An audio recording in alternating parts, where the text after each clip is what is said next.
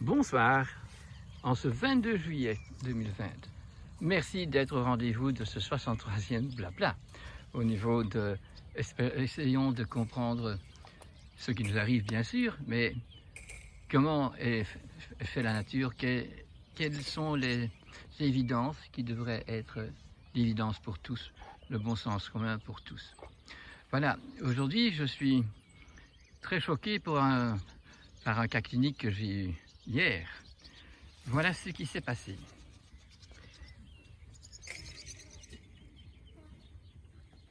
Voilà un produit qui a été acheté à la pharmacie et qui a provoqué des graves réalités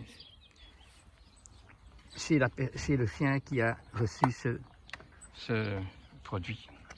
C'est donc un produit, vous l'avez vu, qui est prévu pour exterminer pas seulement les puces mais tous les insectes, les parasites, les bazars.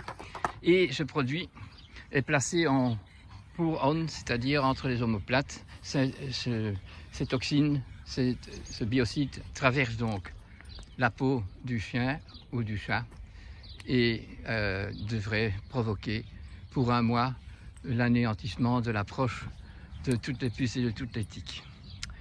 Est-ce possible que quelqu'un qui a un métier de vétérinaire, qui pour lui les bêtes sont sacrées et la maladie a toujours une origine, qu'il serait capable de prescrire ceci?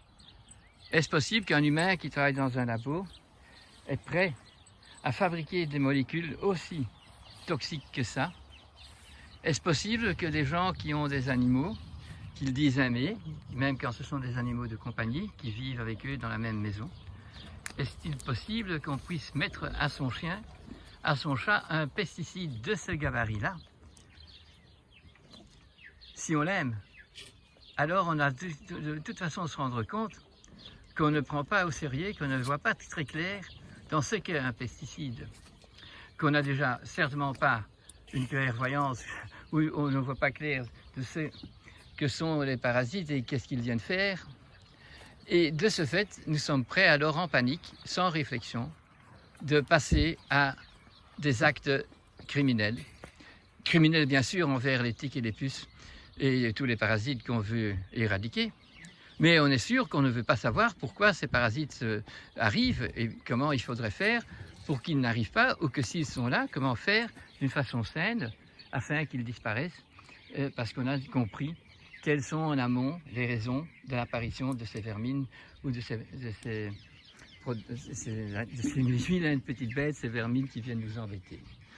Donc nous sommes là aujourd'hui, au XXe siècle, en 2020. Nous sommes là dans une incohérence totale puisque les professionnels fabriquent de ces trucs-là et que le consommateur, il est vraiment consommateur puisqu'il ne veut pas connaître l'origine des maladies et de trouver des moyens biologiques ou des thérapies très physiologiques qui peuvent aider à se guérir de toutes ces maladies contagieuses. Eh bien ici, vous voyez, c'est une norme et la SPA et tout ça exige aussi que le bon propriétaire, tous les mois, mette cette saloperie de produits.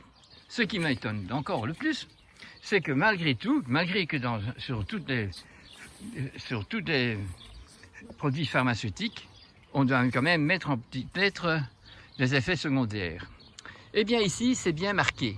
Mais quel est le consommateur qui va lire les petites lettres? Eh bien, il est bien mis que ce produit spécifique pour chien, selon le poids du chien, eh bien, si le chat se trouve dans la même pièce, eh bien, il risque de mourir. Si le chat va lécher le chien à cet endroit-là, également. Donc, vous voyez que si c'est incapable de tuer un chat, ça ne m'inquiète pas, parce que c'est fait pour les chiens. Et c'est suffisant pour le consommateur de retarder son moment de conscience où il se dit mais c'est pas possible, si ça tue des puces, si ça tue des tiques, et bien automatiquement ça ne doit pas être très sain pour l'organisme qui le prend. Si en plus on réfléchit et qu'on sait qu'à 20 mètres de l'animal qui porte cette saloperie, l'irradiation se fait de façon à ce que les tiques et les puces ne viennent pas, ou s'ils viennent, qu'ils soient morts. Donc tous les enfants qui sont qui grandissent, qui ont des cellules qui se multiplient et qui s'organisent, qui se différencient, reçoivent des produits toxiques qui savent tuer des puces éthiques qui sont déjà plus qu'un virus ou qu'une bactérie. Eh bien, on donne ça à son chien. Et les bébés prennent le chien ou le chien dort dans le même lit. Et donc, c'est pas 20 mètres, hein, la distanciation maintenant, c'est 1,50 m pour nous, pour un virus. Et cet infantillage nous fait sérieux parce qu'on voit que beaucoup de gens y croient, parce qu'il faut y croire, parce qu'on sait, si on réfléchit, que c'est un peu se tirer... Enfin, vous me comprenez, je ne peux pas dire les choses trop haut, puisque de toute façon, à ce moment-là, je suis quelqu'un qui veut influencer les gens d'une bonne façon, bien sûr, mais qui n'est pas considéré comme ça par nos manipulateurs et nos professionnels et nos scientifiques. C'est ça qu'il faut comprendre quand je vous dis qu'il faut voir clair. On doit savoir que depuis la Deuxième Guerre mondiale, les scientifiques et les porteurs de pouvoir, qui sont nommés par la politique ou par le nom de professeur ou par de docteur ou quoi que ce soit, ingénieur ou architecte ou quoi que ce soit, ils ont maintenant un abus de pouvoir énorme parce que leur nomination fait d'eux des humains. Mais ce n'est pas vrai. Tout le monde peut être humain, qu'il soit professeur ou qu'il soit travailleur dans les mines. Le tout est d'entrer dans une conscience, de savoir que nous avons ici un but existentiel à appliquer pour faire de cette terre qui nous est offerte un paradis terrestre. Parce que nous avons compris toutes les choses, que nous devons donc être dans le discernement. Nous voyons aujourd'hui, par cet exemple-là, que nous n'y sommes pas. Donc qu'est-ce qui s'est passé? Ce chien qui a dans les 10 ans, je crois, et qui a une maladie congénitale, mais qu'on se débrouille très bien avec des remèdes biologiques, des homéopathies, tout va assez bien. Il fait de temps en temps une crise de difficulté de proprioception. Eh bien, maintenant, ce chien, le matin, il se lève et il est tout à fait dans les vapes. Ses pupilles ne changent pas d'ouverture. Le chien marche en titubant. Et à ce moment-là, il me téléphone. J'ai dit, OK, venez, mais essayez de quand même voir. Il y a dû y avoir un empoisonnement.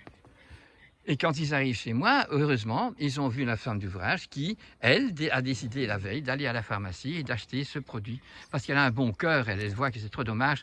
Le chien prend dans le jardin depuis quelque temps, tous les jours, des dizaines de tiques, et que donc on va se débarrasser des tiques. Et donc voilà, tic, boum, elle fait ça.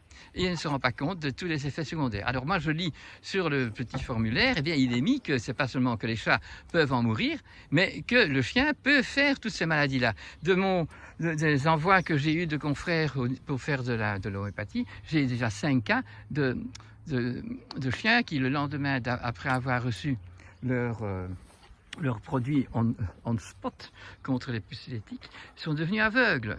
Et voilà, et c'est marqué aussi sur le formulaire. Enfin, non, malgré tout, on continue.